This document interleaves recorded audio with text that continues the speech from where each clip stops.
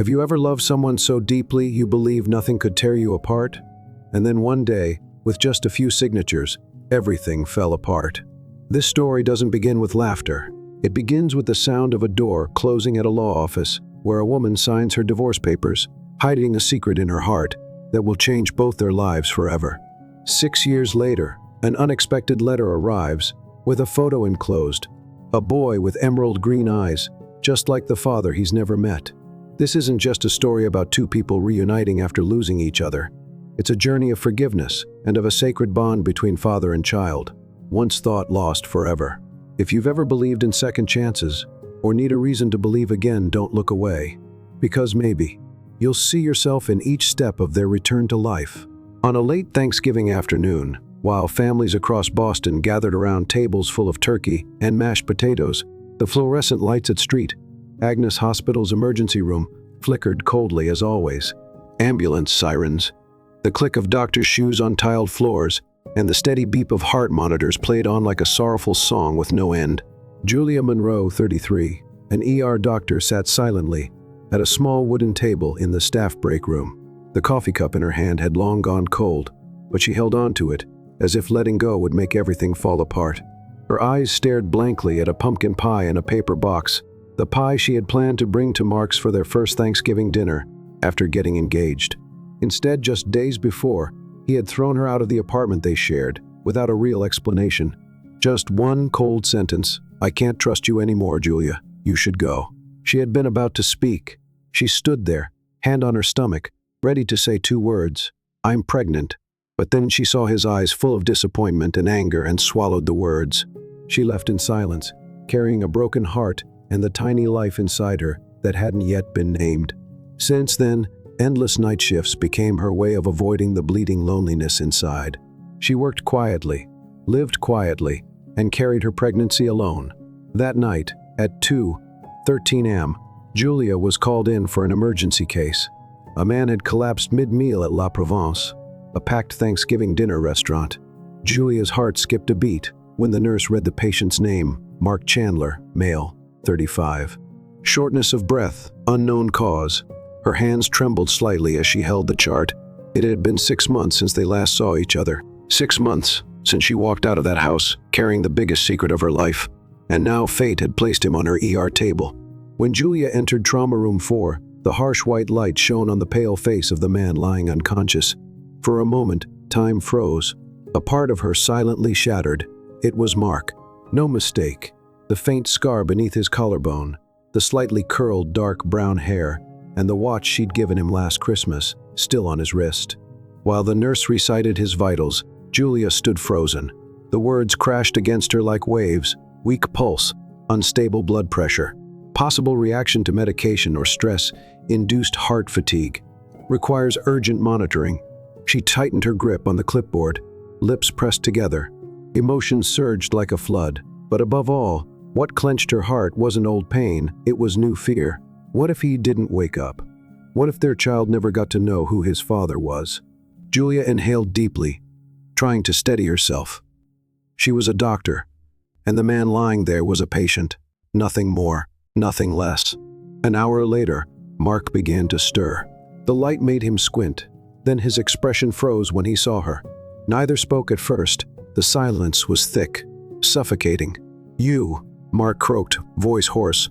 "What are you doing here?" Julia crossed her arms, keeping her tone steady. "I'm on the night shift. Your case came into my department." "How ironic," he muttered, with a bitter smirk and a trembling voice. "After everything."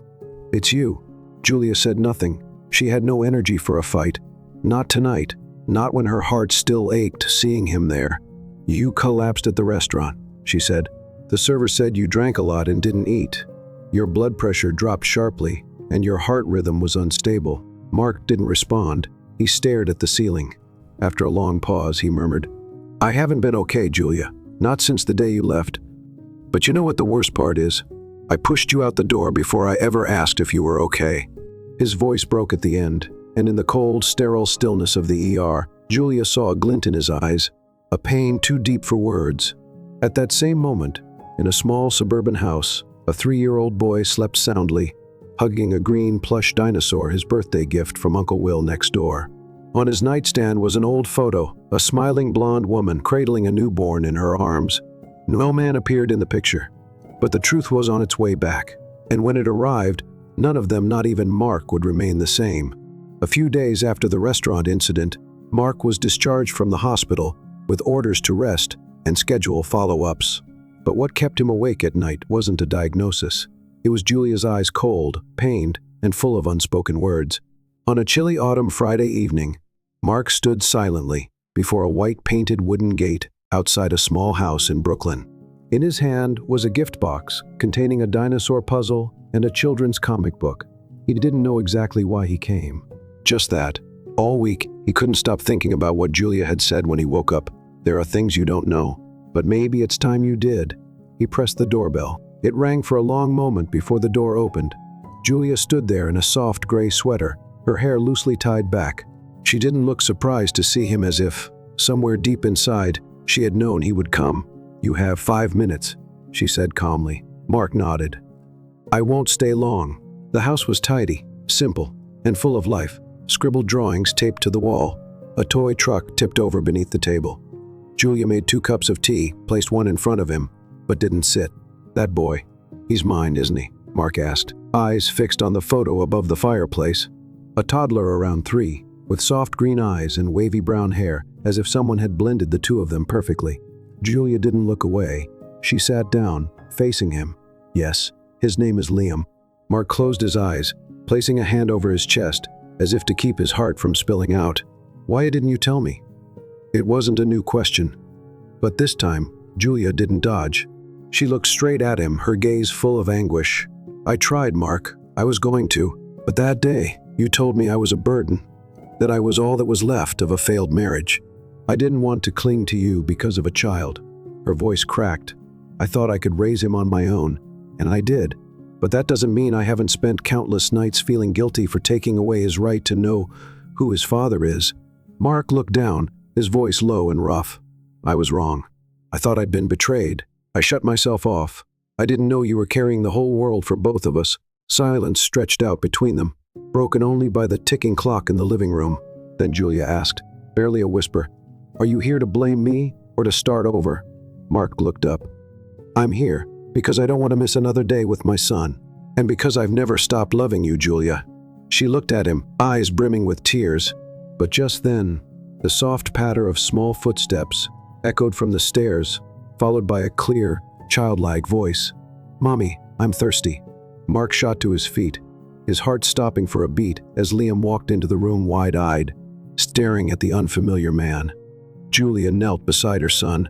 "Liam, this is Mommy's friend. His name is Mark. Can you say hello to him?" Liam looked at Mark, tilted his head, then slowly raised his hand and gave a small wave. "Hi, mister." Mark smiled, a lump rising instantly in his throat. "Hi, Liam." Just 3 words, but they awakened something inside him that had long been dormant, a deep, unspeakable love. That evening, after Liam had fallen asleep, Mark remained in the small living room with Julia. The tension between them had softened, though peace still felt out of reach. It was like 2 former friends sitting down to finish a math problem they had abandoned long ago, full of unknowns, old wounds, and very few answers. Julia poured more tea for both of them. Her hand trembled slightly, but her voice held its usual steady calm. "How much do you really want to be part of Liam's life?" Mark looked up at her. His eyes held no defiance now, no anger, only a quiet, resolute plea. All of it, from what he likes for breakfast to how he hates brushing his teeth. "Every tiny thing you know, I want to know. I want to be his father, fully." Julia was silent for a few seconds. She stared into her teacup, as if reading an answer at the bottom. Then she said softly, "Liam laughs easily, but he also gets hurt just as easily. He's used to familiar arms, to steady routines. You can't come and go as you please. If you step in, it has to be all the way." Mark nodded, no hesitation. "I understand, and I'm ready."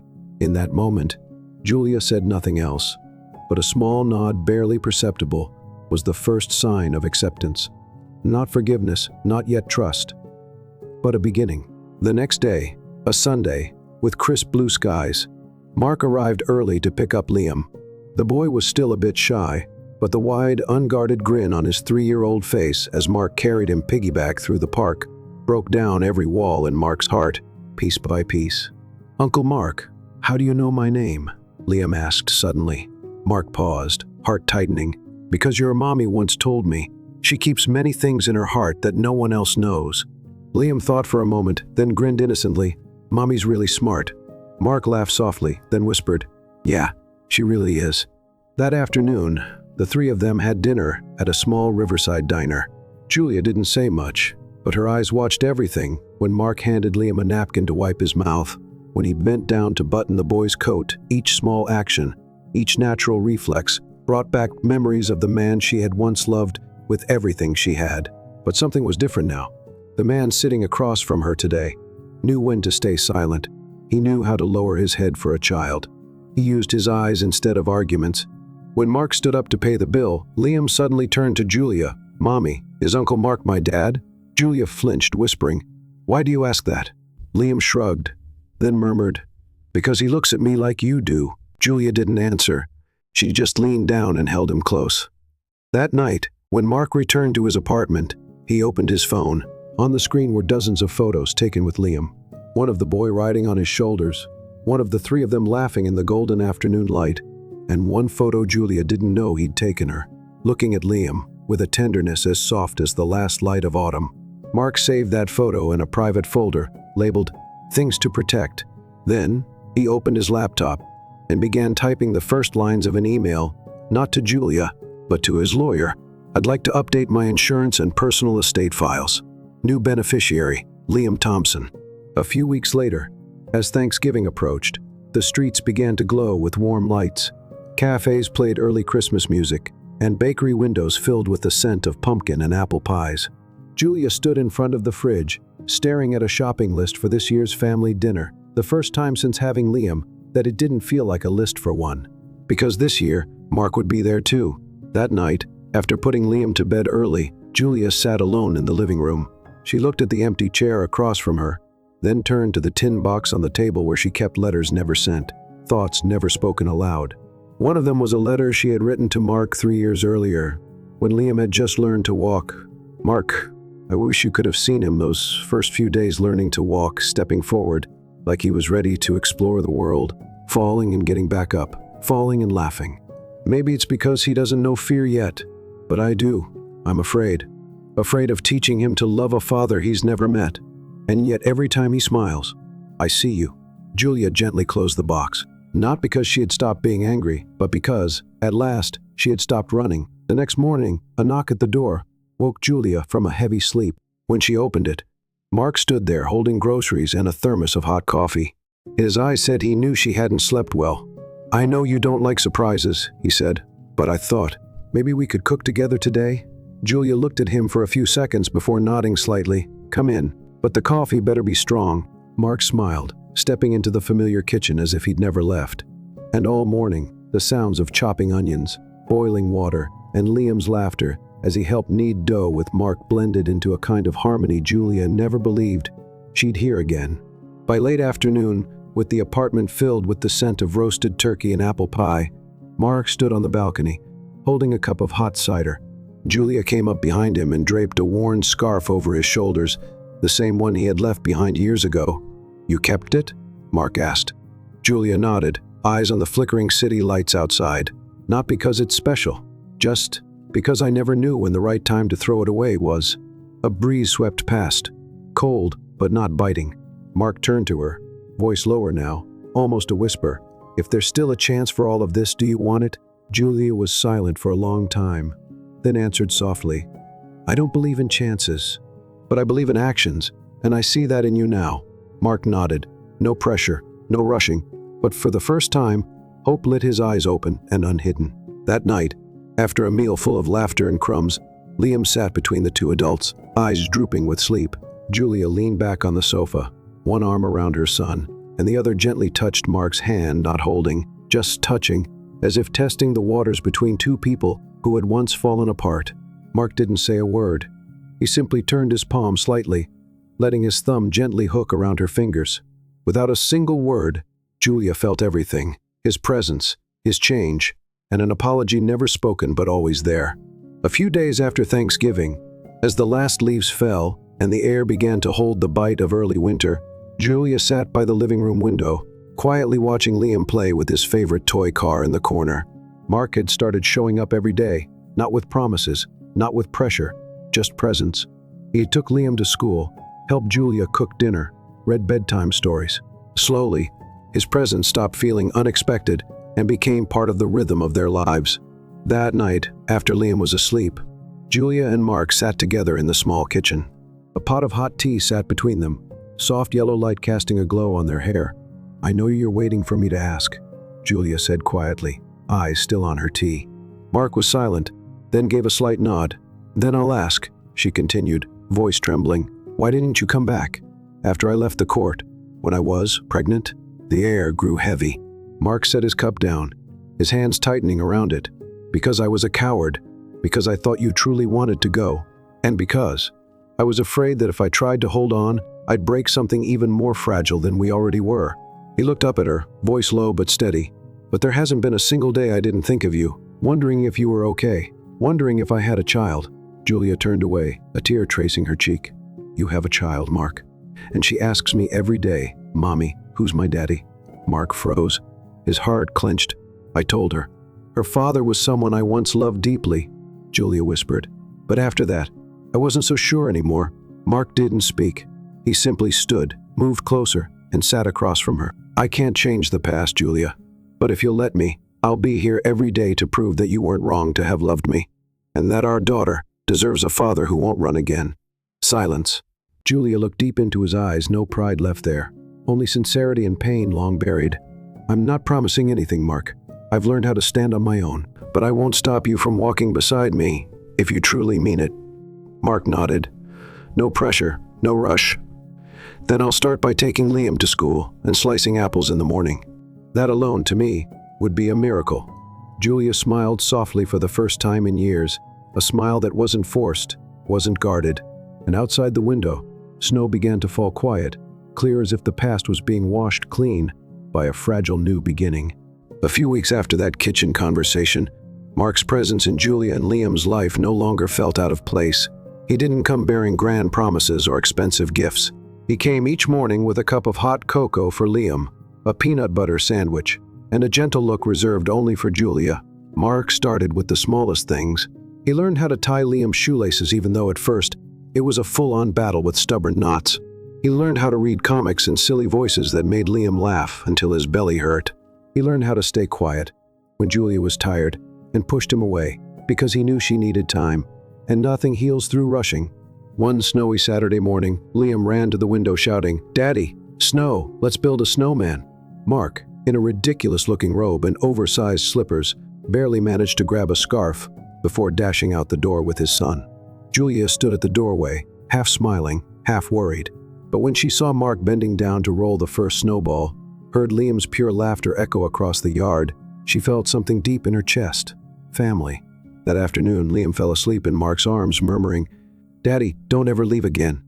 Julia stepped over and gently pulled a blanket over him. Their eyes met in a moment full of quiet peace. "I used to think I could do it all alone," Julia whispered, her voice trembling like breath. Mark didn't respond right away. He looked down at the sleeping child, then back at her, and said softly, "You don't have to anymore. You don't have to fight alone, Julia." That night, they sat by the window, watching the Christmas lights flicker on the street below. No one spoke, but the silence wasn't scary anymore. It was warm like an embrace without touching. One evening in mid-January, with the streets still foggy and lamplight barely piercing through the thin layer of ice, Julia got a call she didn't expect. On the other end was Elaine, Mark's ex, the woman who once made Julia feel small, misplaced in her own life. Elaine's voice was still as smooth and composed as ever. But this time, there was no polite pretense. She wanted to meet, alone, to clear the air for all three of us. Julia hung up with trembling fingers. She sat motionless in the armchair, the warm light from the living room casting shadows across her conflicted face. In the kitchen, Mark was washing dishes, the sound of running water steady and calm. Julia watched him and, for a fleeting moment, wanted to trust this man learning how to be a father, a friend, the husband she once dreamed of. But old fear stirred quietly, like a wild animal inside a cage. She remembered every time she'd been left behind. Liam's birthday last year when the cake melted, the balloons deflated, and the phone never rang. The next evening, Julia walked into a small cafe on 5th Street, where Elaine had asked to meet.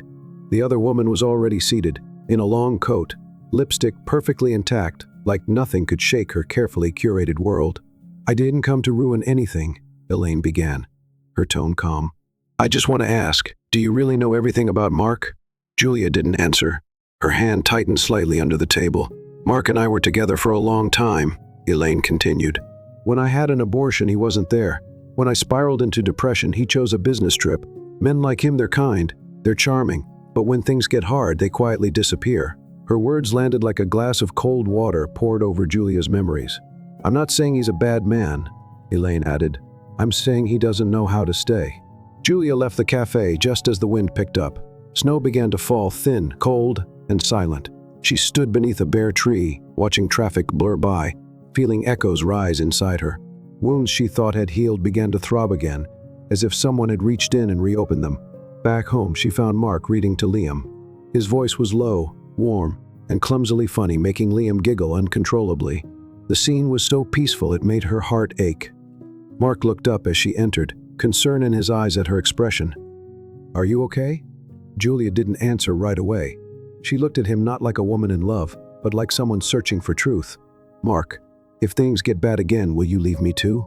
The question came slow, but cut deep. Mark set the book down. He walked over, stood in front of her, and said in a quiet, grounded voice, "I missed 5 years of being a father. I can't change that. But I know one thing for sure. This time, if something happens, I'll be the one knocking on your door, not walking away from it." He held her hand, not tight, not forceful, just enough to say, "I'm here." In that moment, Julia didn't know what the future held, but she knew she'd just taken one more step out of the shadows of the past and into a fragile, warming light. A few days after Julia's meeting with Elaine, Mark received a quiet but loaded message. "I think you should hear the rest from me." Not for me, for her, Elaine. Mark stared at those words for a long time. His chest tightened, not because of Elaine, but because Julia's face surfaced in his mind, her doubtful eyes, the unspoken questions she was trying not to ask.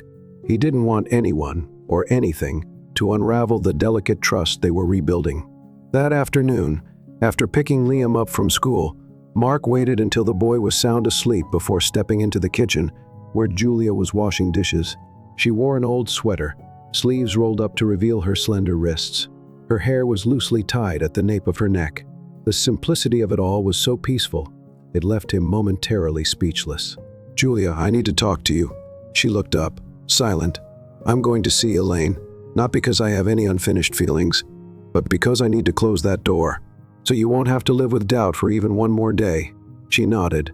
Her eyes held no anger, no blame, just fatigue. The next day, Mark walked into a quiet bar in the old neighborhood, where Elaine had asked to meet. She was seated in a corner, holding a glass of red wine, polished, confident, and still. A little cold, just like before. "I'm not here to ask for anything," Elaine began, her eyes studying him. "But I think you need to hear this." Mark said nothing, just gave a quiet nod. "When I left, I didn't cry. But I did love you. Deeply. And when you chose silence over staying, I realized you loved your comfort more than anyone else." Mark clenched his hand on the table, his gaze dropping. No defense. Elaine tilted her head slightly, her voice softening. "But when I saw you and Julia at the park last week, you've changed." Mark looked up, surprised. Elaine gave a faint, knowing smile. "I work at a nonprofit nearby. Total coincidence. But I saw how you held that little boy. It wasn't obligation. It was real." She set her wine glass down, her eyes gentler now. "Julia is strong, but she's been hurt deeply. If you're not ready to fight for her this time, then don't even stand in her way." Mark nodded. This time, he wouldn't lose. Not again. That evening, when he returned, Julia was sitting on the sofa, legs tucked up, a book lying open in her lap. She didn't look at him when he walked in. She only asked, softly, "I need to know, why did you meet with her?" Mark didn't circle around it. "To tell her I love you, that every old door is closed, and if you'll let me, I'll stand at our front door every day, no demands, no pressure, just to be here." Julia placed the book down. For the first time, her gaze softened, and she said quietly, "Then stay. But not just with me, stay with yourself. Be the man I need now, not the one you used to be." Mark gave a small smile. He sat beside her, not touching, just close enough for her to know. This time, he wasn't planning on leaving. In the bedroom, Liam shifted in his sleep, murmuring something indecipherable. And in the living room, two people who had once been shattered were learning how to sit beside each other again, in silence no longer strained, but truly peaceful. A few weeks after that final conversation, Julia hadn't fully opened her heart, but Mark's presence had begun to settle into their lives. He didn't force himself in. He didn't rush to fix things. Instead, he was patient like a gardener, waiting for a tiny bud to push through after a long winter. That Saturday morning, as Julia fumbled in the kitchen preparing breakfast, Liam ran in, waving a colorful flyer. "Mommy, Daddy, my school is having a field trip today. The teacher said parents can come too, it'll be fun." Julia took the flyer, her expression uncertain. These kinds of events had always brought a quiet dread moments she attended alone, sidestepping the sympathetic stares of other parents. Mark took the paper, skimmed it, and without hesitation said, "Then let's go. All three of us."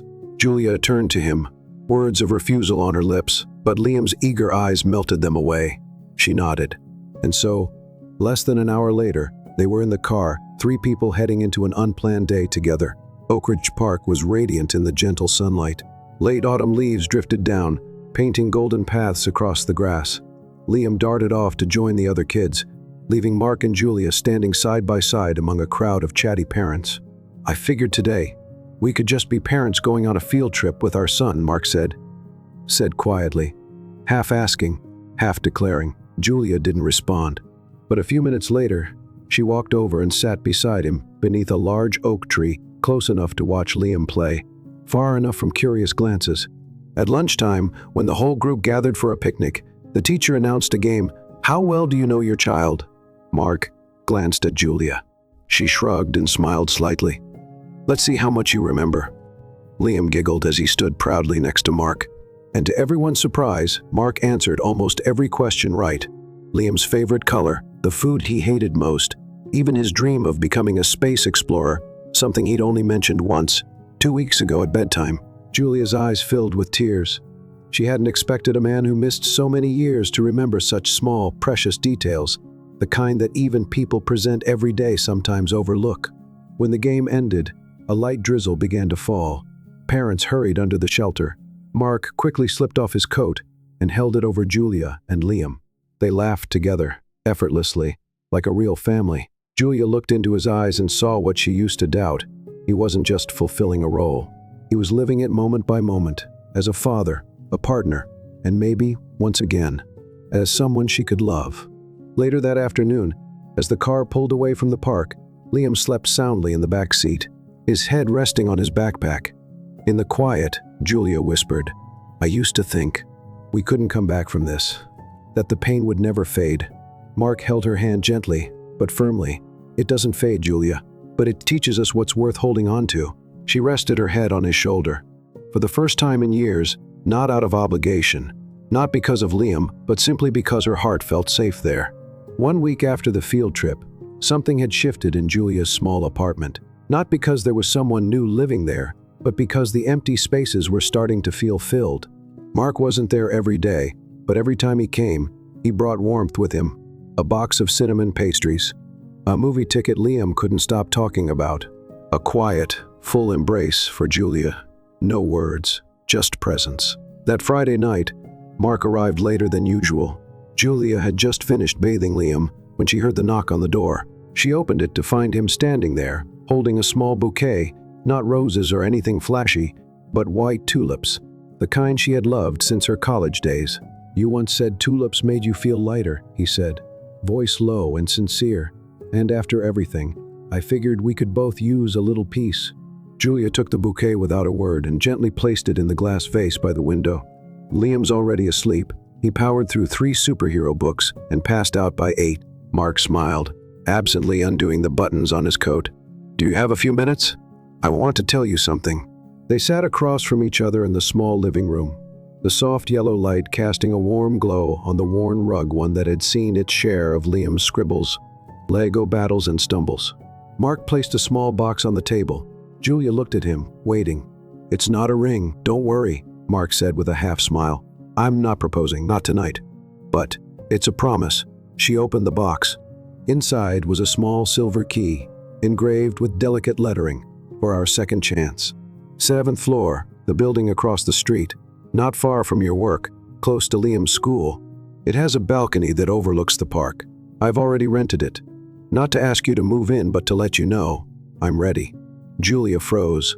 Her heart was touched in a way so gentle, she could barely breathe. You have every right to say no, Julia. It might take a month, a year, or longer. I'll wait. Not because I need you to complete my life, but because I know I don't want to live it without you. Silence lingered. Outside, the rain had started to fall. Wind slipped through the window cracks, carrying the scent of damp earth and tulips still fresh in the vase. Julia clutched the key. Her hand trembled not from fear, but because for the first time in so long, she felt chosen, not obligated. She looked up, eyes shining, and whispered, "I don't know what the future holds. I'm not promising to move in right away, but I'll keep this key, as a reminder that I deserve a second chance." Mark nodded. He didn't need more than that. That night, after he left, Julia stood by the door for a long time, gazing at the white tulips swaying in the breeze, and the key resting quietly in her palm. For the first time, her past pain didn't feel like a chain but a launch pad, carrying her to where real love begins, not in grand gestures, but in quiet, daily presence. A year later, Central Park was painted in autumn colors. Golden leaves blanketed the paths, and the crisp air carried the scent of cinnamon and baked apples from street vendors. In a familiar corner, by the same bench beneath the maple tree, Julia was tying Liam's scarf. Now in 2nd grade, he was taller, more mature, but his eyes still sparkled with the same mischief Mark had first fallen for. "Mom, Dad said he'd bring the cinnamon waffles. Where is he?" "It's your dad. He's always just about to arrive and shows up with half the food cart." Julia laughed, squeezing his shoulders. A warm, familiar voice came from behind them, who said, "I'm late. I ran like crazy just to get your favorite kind." Liam spun around, beaming, "Dad." Mark scooped him up, kissed his forehead, and turned to Julia, his gaze still, after all this time, making her heart skip in its own quiet way. The 7th floor apartment, with its balcony overlooking the park, was now home for all three of them. Not a luxury condo, but filled with laughter, the smell of baked goods, and bedtime stories.